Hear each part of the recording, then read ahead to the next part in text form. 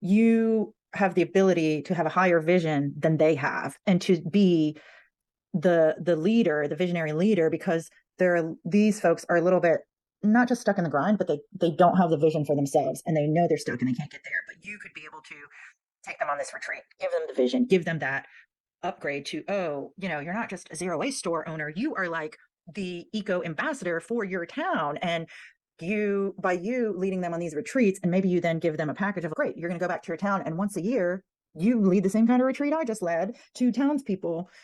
I know nobody says townspeople anymore, but whatever. It's just what came out. Townspeople. So it's like this person then isn't like, oh, I don't just run a zero waste store, I also help my community to see, hey, look, here's how Iceland solves this, here's how Germany solves this, here's how Costa Rica solves this. Now that these leaders in my town or other people in my town see these solutions, we can bring it back to our town. And so, yeah, I'm getting all the goosebumps and chills again. With your next deep breath, taking it in, letting it flow through your body, and feeling your feet wherever they're resting. I'm just going to briefly mention this. We may come back to it later. When I tune in to how it feels when you're being very present, very grounded, immediately I feel perhaps what's a headache, or it feels back of the neck, back of the head pain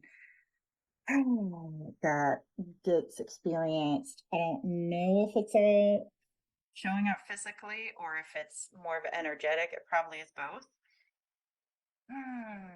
But I just want to name that experience, name that pain.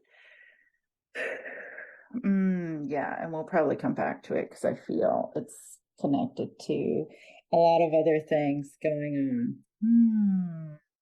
I'm trying to move on, but the pain is like, okay, I'm here for a reason. I want to be paid attention to. Okay, so I'm just going to sit for a moment, and we're going to breathe in and noticing whether or not you actually feel any physical pain where I'm talking about. You can picture that your breath is going to the back of your head, like the lower back of your skull, where the spine meets your head, and just picturing a few gentle breaths going there. Yeah, and if you ever do get headaches, then I'm sending you love and support, and we're not trying to bring on a headache right now. We're just acknowledging that this is one of your body's ways of communicating to you, and we're being present to that experience, to whatever your body wants us to slow down and pay attention to. And with the next deep breath, whatever for you comes to mind that, oh, this alleviates a pain, or this alleviates a headache. And this is the type of thing that either physically or mentally or emotionally, when you think of it, it feels like it alleviates stress and it makes things feel good. We're inviting that in now. Maybe it's some pampering, maybe it's some massage, maybe it's something that smells good and soothing and gentle and nourishing. Maybe it's floating in the water, maybe it's applying lotion. It could be all of those. Anything that your body wants to receive that feels soothing, that feels relaxing, that feels that it's soaking in, we're letting that come in. With your next exhale, releasing anything that causes the pain, anything that makes it easy to hold on to the pain or hard to let go of the pain. Anything that gives you a metaphorical headache or a literal headache. We're releasing with an exhale. Another deep breath.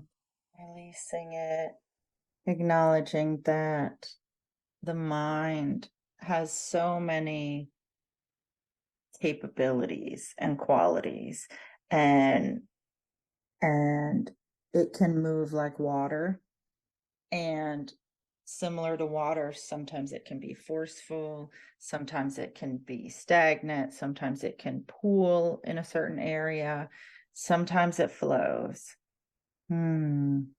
So working with your body and your mind, and thinking of your mind or your awareness like water is is a way for you to use your way of perceiving the world to channel that power, so that on moments where you want to be a languid, slow river that's just relaxing and flowing along with ease and a slow pace, you can have that image. And on days where you want it to be more like a fire hose of direct focus power that can break through things, that can be something too. So however it works best for you to visualize it, like you may end up visualizing that there is, I don't think it'll be a hose exactly, and I don't think it's a dam either, but whatever way feels good for you to visualize your ability to channel this, your mind, your thoughts, the way you work, like water is channeled, like water is directed. That that will be a beautiful way of you working with your energy. Okay. And because songs are so important to you, and music, and also you love, fairy tales and things like that. Well, I don't know if you actually love fairy tales, but I know that you like Disney. And to me, like those go hand in hand. So they're also giving this hint that perhaps you play around with, it might not be a visual in your mind of, oh, now I'm turning the hose to be, or the water to be a focused hose. Maybe there's a little song, just like a little ditty, that song gets you in the mode of, okay, this is how I'm working with my mind right now. This is how I'm working with my thoughts. And the song is your way of alerting and attuning and focusing all of you to, okay, here's what's happening right now. Okay, we're going to take at least 2 deep breaths and let this settle in and feel how it feels. You can notice as you're breathing what are thoughts that are coming up or sensations that are coming up. What is the parts of you that are ready to receive? And when you exhale, you can be letting go of the things that you're ready to let go of. And one more deep breath, just tuning into and noticing how you feel in your being, how you are experiencing being present in this moment. We're going to take another breath, actually, being present. And with this breath, we're going to call in all of your energy, all of your resources, all of your awareness, all of your thoughts, power, consciousness, everything into this present moment. And emotionally, there are a few moments where maybe it feels almost like a hiccup, where there's parts of you that it's almost been a habit, to put it one way, of like your emotions going back to this one memory and like, spending my emotions on that memory, and kind of like a little loophole, or not loophole, like a feedback loop. Okay, yes. And with the water, as we were talking about, it's like when there's a thing called an eddy, where water can get stuck and kind of just circle around, or like whirlpool, I guess. So if it's something that you like, if it's a beautiful whirlpool, great. But if it's not, we're going to always know that, okay, you can take that whirlpool and bring it back into the main ocean, the main river, this channel of water that you work with, of the way you work with your thoughts and your energy, and all of the things from the past, emotions and energy, any of it, you're ready to let go. You've been doing lots of work of letting it go. You're ready to bring in more of yourself into the present moment. And there's an excitement in that. There's a tingling in that. There's maybe also an anticipation or a fear of, well, what if things happen again? Or what if I don't do what I think I'm going to do? Or what if I can't handle this? And I'm acknowledging all of that. And we're going to acknowledge that even though that fear could be acknowledged, we're not gonna let the water flow in that direction. We're not gonna let that become another whirlpool. With your next exhale, you're letting go of everything that's keeping you out of the present moment, everything that you're ready to let go from the past, everything that's not your responsibility, and everything that you don't need to hold on to.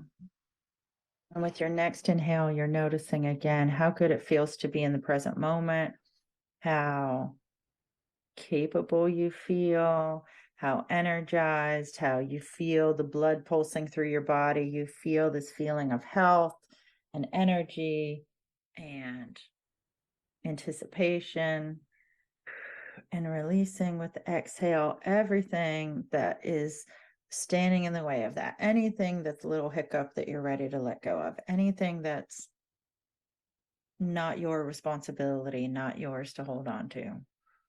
And taking in a deep breath and calling in all of your angels, all of your spirit guides, however you conceive of them, or even if you don't conceive of them, all of your ancestors who are supportive, anyone and everyone, departed or present, human or non-human, all of the beings who are here to love you and support you and offer their insight, encouragement, clarity. I don't know how you feel about whales. I've been paying attention to them because they've been in the news lately. And I know you live in the Pacific Northwest too. So there's a chance that you can see whales. And I feel they have an affinity for you. I don't know if you feel the same way for them, but they are definitely animals that if you want to have a connection to, they would invite that connection with you. Okay. So you probably came with some questions that or thoughts or something. I don't know yet. I don't But know I'm yet sure either. it's there. Yeah. Yeah. Or if there's anything, you can also comment on anything that's happened thus far, but this is a time that's a great time for you to ask a question if there's a burning question on your mind. I don't know, you're freaking out with the whales. Did I? I I had a dream about orcas last night and and in the dream it was very fleeting, it was very quick, but it was just like, oh look, there's orcas out there, which is a very special sight, and they were very far away, and it was just a moment. I am terrified of orcas, and which is silly. It feels silly because I don't, there's no opportunity for them to hurt me. Right. But they are just, we watch a lot of nature documentaries and stuff at our Yes. house, and they are, I think of them as like, obviously they're very intelligent, they're very Yes. powerful, they're Mm-hmm. beautiful, but I think of them as just like very mean Mm. and super scary. And to the point that I have a reaction when I see them. Like Mm. I get anxious and my heart starts to race a little bit when I see like a video or a clip of them, or I don't watch the news, but I have heard things about orcas attacking boats, Yes. and I get like, and you know, I remember being on a whale watching trip as a kid, and I was not afraid, but I remember the orca going right under the boat. Like I remember being able to see it through the water, and it was really cool. And in that moment, I was not afraid. And then ever since then, I've been like, I would not ever want to be that close ever again. So anyhow, that just was like, oh, what do you mean whales? Yeah. Well, one thing that I know is that sometimes our teachers, to use that word, some a powerful emotional reaction to another being or animal is always something interesting to pay attention to. And so, and I'm not saying that they're not mean because that, they can have that aggressive quality to them. So there is that. And there, because you have a strong reaction to them and they have this way of being that they want to connect with you, it's something to think about and explore and be curious because, okay, I'm going to see if there's anything more because I don't know all the reasons, but I was just going to comment that I do feel yes, like they have a strong connection to, sustainability and the state of the earth. And especially being yes, here in the Pacific Northwest, we're seeing that. We're seeing them yes. struggle because we've overfished the salmon and we've taken away their food. And, seeing that mama orca a few years ago carrying her dead baby around for weeks and weeks and weeks. And so it's very, very special and we see Mm-hmm. them. And I was out on a whale watching trip a couple years ago and saw like grandma and mom and new baby. And that's a big deal. And I can appreciate like Wow. there's a healthy new baby here. And this is really important for us. So there's definitely, as much as there's like intense fear, I'm afraid of orcas and alligators. Those are my, Yeah. those are my things.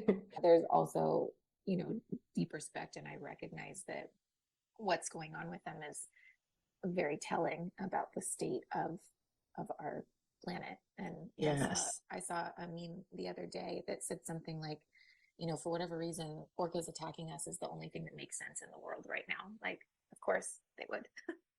you know. Yeah. Yeah. And so right as soon as I tune into your energy, it reminds me, I don't know what movie it is, but I'm sure it'll come back to me. Snow White, maybe, of like her singing with the birds. And it's Mhm. like as soon as I tune into your energy, the first thing I get is singing and beautiful little notes that just flow through nature. And I think it's one of the other reasons, yeah, that the whales feel very connected to you is the power of voice and song and water. So it's even though your way of being in the world is different than theirs, you have so many overlaps, sustainability, water.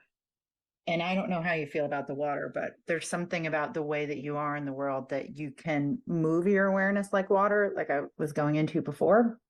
Whether or not you currently do it is something that can be done. And then community and voice and song. And so there's and family too, connection to others in that way. So I think it's really beautiful.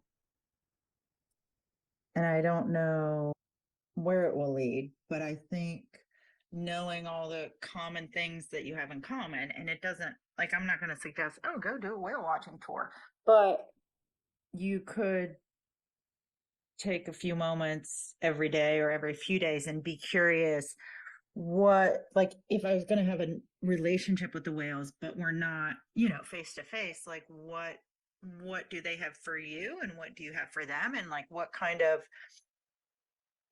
Einstein did thought experiments. He didn't have to do all the things that he was thinking in his mind. So you can have these conversations with them, whether or not you're in the ocean with them. And I don't know where it will lead, but if there could be a point where there's less of the fear because you have a healthy respect for them and it feels like there's a lot of power in this relationship if you want to engage. Yeah. Okay. So,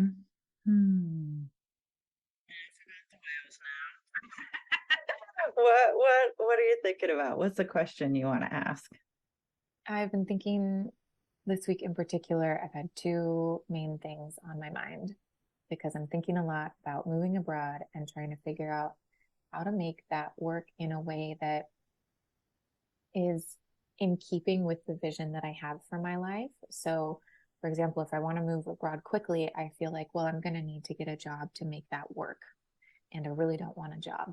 And freedom of time is such an essential element to our ideal lifestyle that it kind of seems like I don't want to sacrifice that in order to make it happen.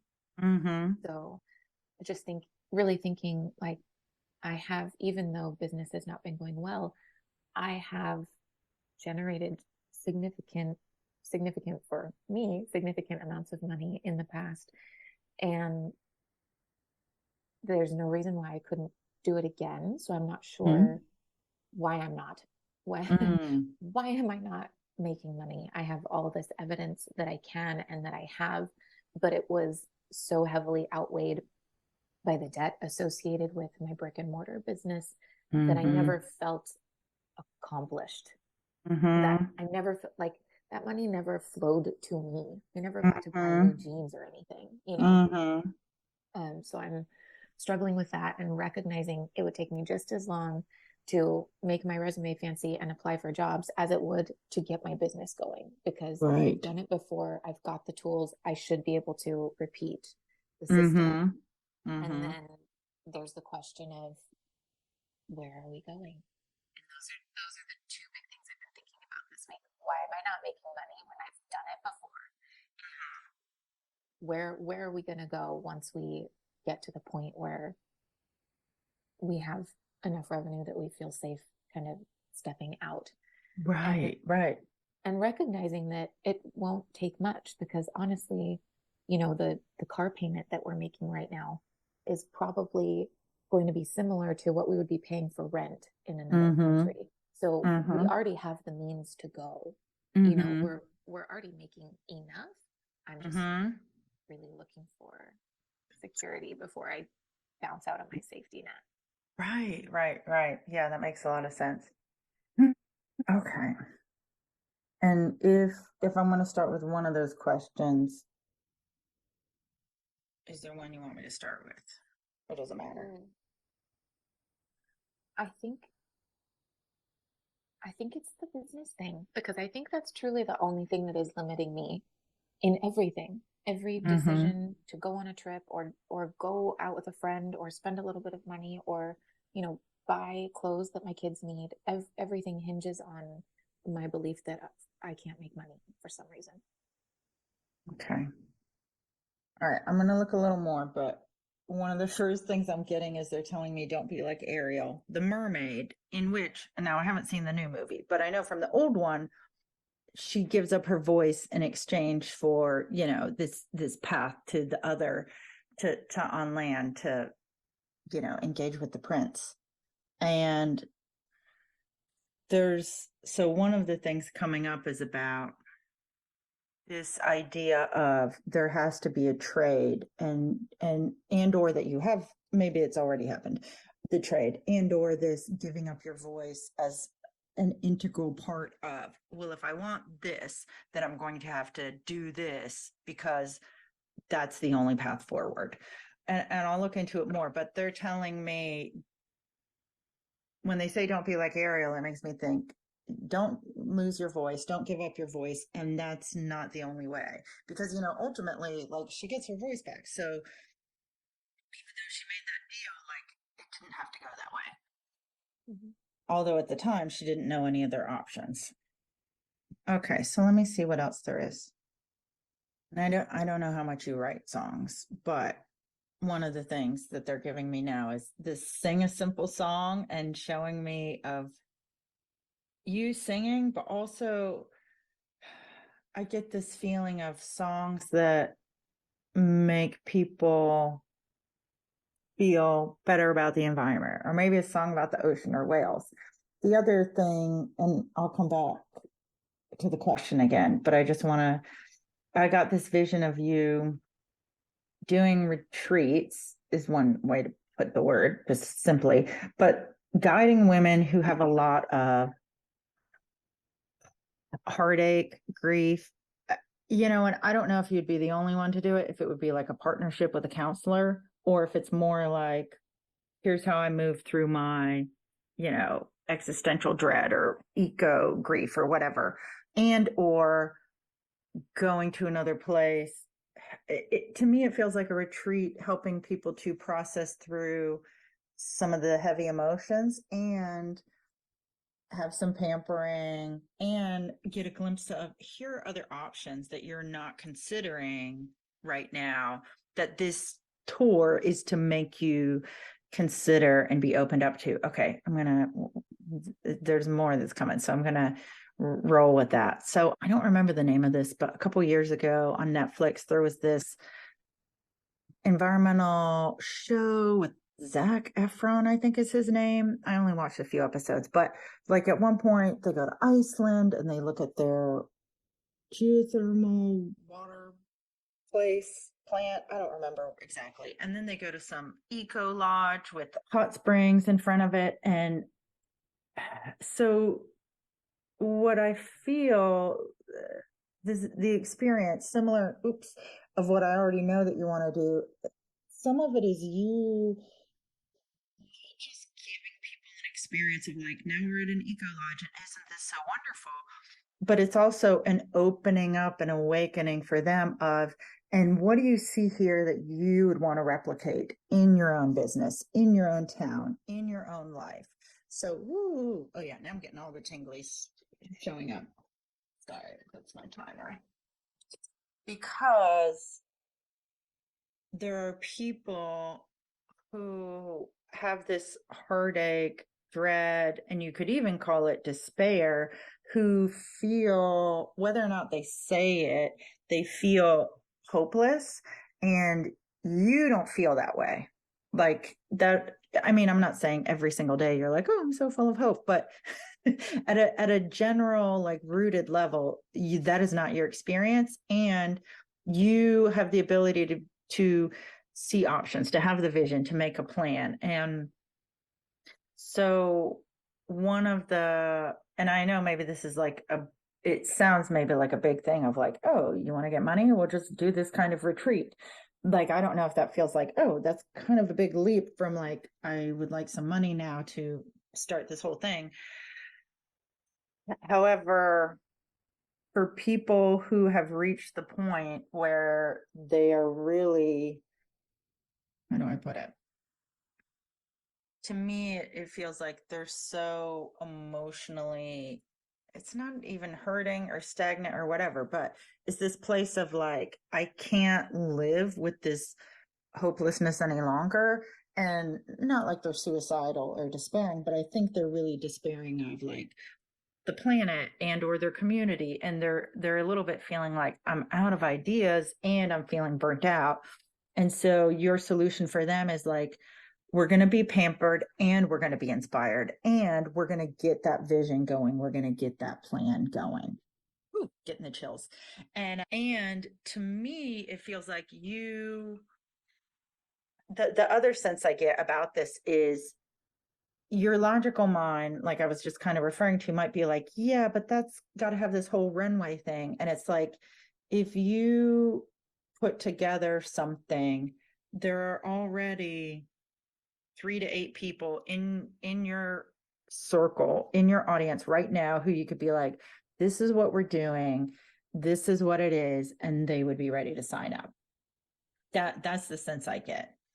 And that this whole singing a new song is maybe literal and metaphorical, but it's like you have the ability to have a higher vision than they have and to be the leader, the visionary leader, because these folks are a little bit not just stuck in the grind, but they don't have the vision for themselves and they know they're stuck and they can't get there. But you could be able to take them on this retreat, give them the vision, give them that upgrade to, oh, you're not just a zero waste store owner, you are like the eco ambassador for your town. And by you leading them on these retreats, and maybe you then give them a package of, great, you're going to go back to your town and once a year you lead the same kind of retreat I just led to townspeople. I know nobody says townspeople anymore, but whatever. It's just what came out. Townspeople. So it's like this person then isn't like, oh, I don't just run a zero waste store, I also help my community to see, hey, look, here's how Iceland solves this, here's how Germany solves this, here's how Costa Rica solves this. Now that these leaders in my town or other people in my town see these solutions, we can bring it back to our town. And so, yeah, I'm getting all the goosebumps and chills again. So one of the things, yeah. Okay, got it. Also, I'm getting this insight of you don't have to decide yet, where am I going to live with my family long term? Because probably there could be a flexibility of a couple years of exploration till y'all hone in.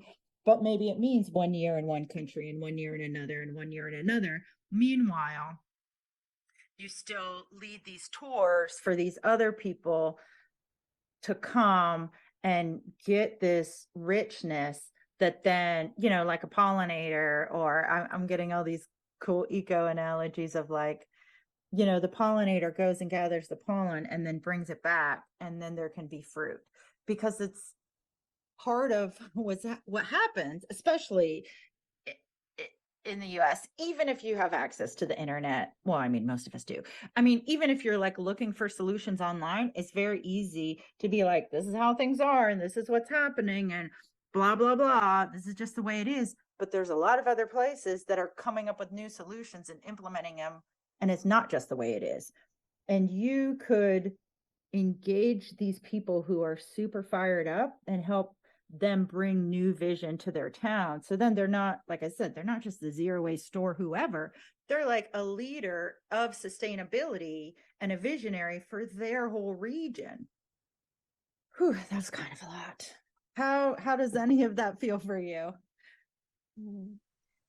When I first started thinking about doing retreats, I wanted to do them for ecopreneurs to fill their cup and just like reinvigorate them to go out and keep doing the work, the important work that they're doing. And I think I definitely got to a point where I just felt like, I don't, I think I just kind of wanted to distance myself from that space and zero waste shop owners. And I just was kind of wondering, why do I feel like I need to serve them?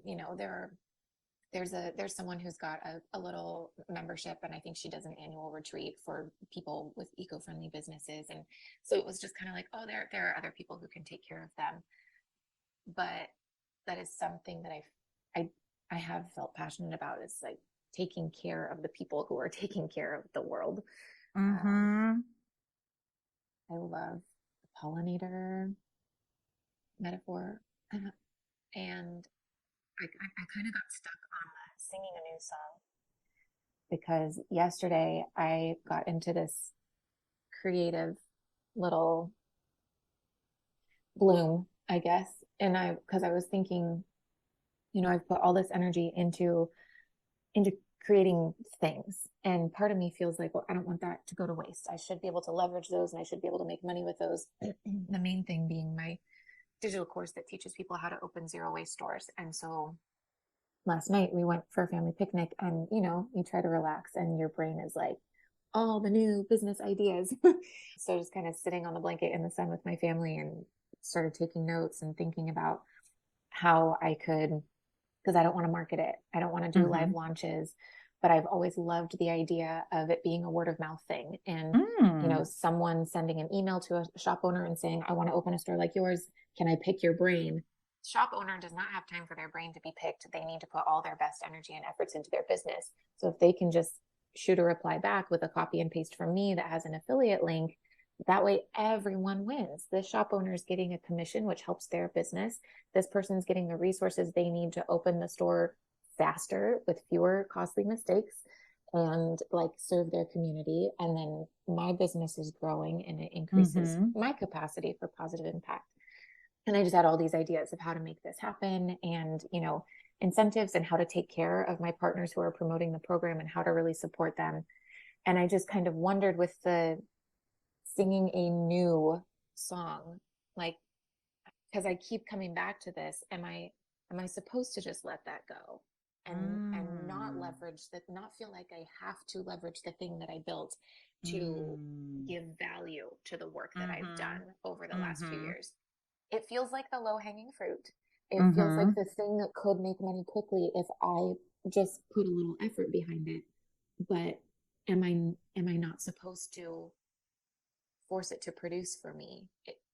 Is it time to, step into what I've already declared is my new thing, the new thing that I want to teach? But it's such a great resource, this course, and I learned so much. And it's, I had my business for 5 years, and just even all the systems and the SOPs, like everything that I Yes. created, it can really accelerate the process for somebody else. And in theory, I don't have to do anything. It's completely evergreen. The only thing I'm doing is figuring out how to get the links in front of the right people, Mm-hmm. but I'm not doing sales calls. I'm not like Mm-hmm. that energy. I know I don't want that. Mm-hmm. Yeah.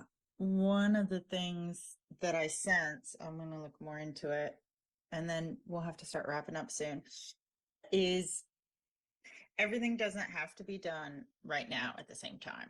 And yeah, okay. This, so respecting the seasonality. If your energy is super fired up about these retreats, what I sense is that, let's say you put out a retreat idea to the zero waste store people. And what I think is one of your unique things is it's not just pampering. I feel like you have that visionary hope that people need. And I don't know if this other woman has it. Even if she does, you've got your own flavor for it. And the things you're going to introduce people to are a little bit different. And maybe one year they do her thing retreat and one year they do yours, or maybe they do both because they need both.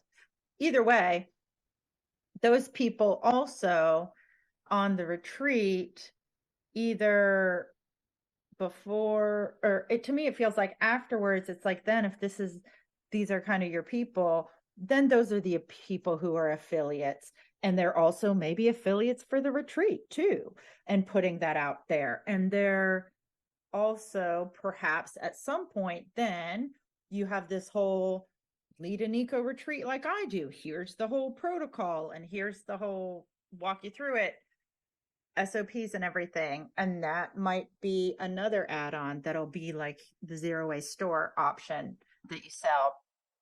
And then the other sense that I get is at some point you may have an assistant who's doing more of the logistical nitty gritty of the emails and the setting up of all the things, because one of the things that it feels like is your natural gift is the visionary stuff, is the casting the wide net, is the holding the vision. We're not going to make an orca whale be a dolphin. We're not going to make an orca whale be a goldfish. So your gifts, yeah, okay. Your gifts need to be larger. And I'm not saying that like think bigger, but it's like your, how do I want to put this? To me, it doesn't feel like, it feels like there, if you go with the emotional energy where you're most fired up right now, which to me doesn't necessarily seem like it's the low hanging fruit, even though logically that makes sense. It feels like your heart would love some of these other new, exciting ways of nourishing people. And then after you, oh yeah, okay, yeah.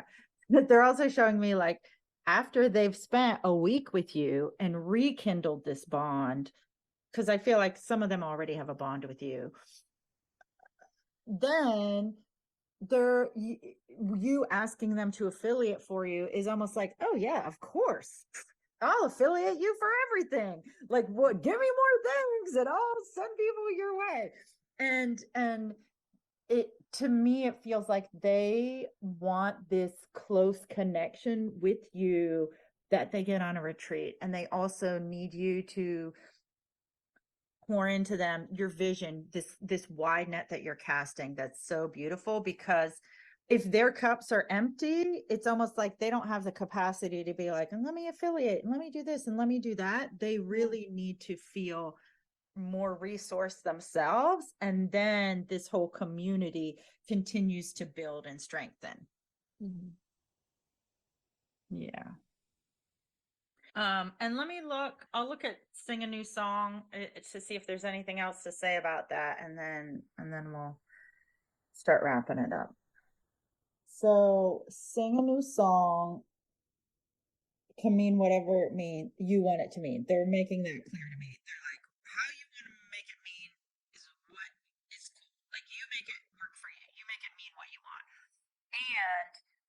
And I'm getting this sense of part of your like guiding kind of metric is if every day, most every day, you feel like singing, that's like a clue of okay, like I'm moving in the best way for what I'm doing.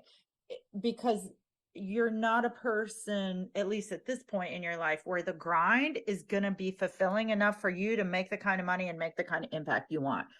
You need to be the singing like orca whale who's like singing along, communicating through song and casting this big vision, casting this wide net. Because the happiness and the lightness and the